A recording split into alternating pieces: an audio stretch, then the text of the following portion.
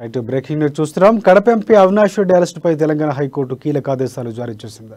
వివేకానంద రెడ్డి హత్య కేసులో తనను అరెస్టు చేయకుండా సిబిఐకి ఆదేశాలు ఇవ్వాలంటూ కడప ఎంపీ అవినాష్ రెడ్డి తెలంగాణ హైకోర్టులో రిట్ పిటిషన్ వేసిన విషయం తెలిసిందే. ఆయన వేసిన రిట్ పిటిషన్పై విచారించిన ధర్మాసనం సోమవారం వరకు అరెస్టు చేయవద్దని సిబిఐకి సూచించింది. అవినాష్ రెడ్డిపై ఎలాంటి చర్యలు తీసుకోవద్దని ఆదేశించింది.